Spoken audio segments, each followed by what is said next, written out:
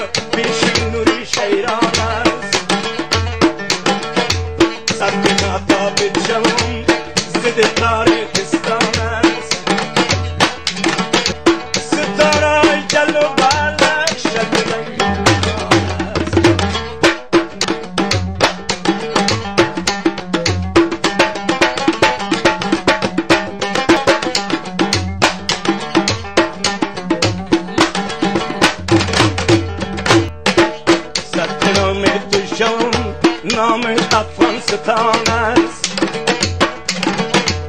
سبک علمای چون دجان قهرمان است. حاجی حسن بسم الله گناهگار کلان است. شکر عقیده داریم ما خدا جان مهربان است. هر مشکل کی بیاید پیش خدا آسان است. روز و هفته ماه و سال عمری انسان پایان است. گاهی عید خورد میآید گاهی عید قربان است. هزار شکر میکشیم مردم مسلمان است.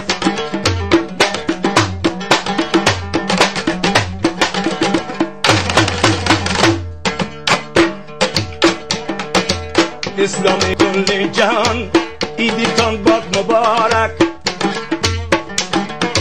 مردم افغانستان عیدتان باد مبارک. علمای قدردان عیدتان باد مبارک. طالبا و قاریان عیدتان باد مبارک. تماما سپیدان عیدتان باد مبارک. پدرای مهربان عیدتان باد مبارک. والدای قدردان عیدتان باد مبارک. هر یکی کاکا جوان عیدتان باد مبارک. همشیرهای پاک وجدان عیدتان باد مبارک. از طفلا و کودکان عیدتان باد مبارک. مریضا و بیماران عیدتان باد مبارک. شفا بده خدا جان عیدتان باد مبارک. با تمام دکتران عیدتان باد مبارک. از جمله دانشمندان عیدتان باد مبارک. استادان و شاگردان عیدتان باد مبارک. دکاندار و موتروان عیدتان باد مبارک.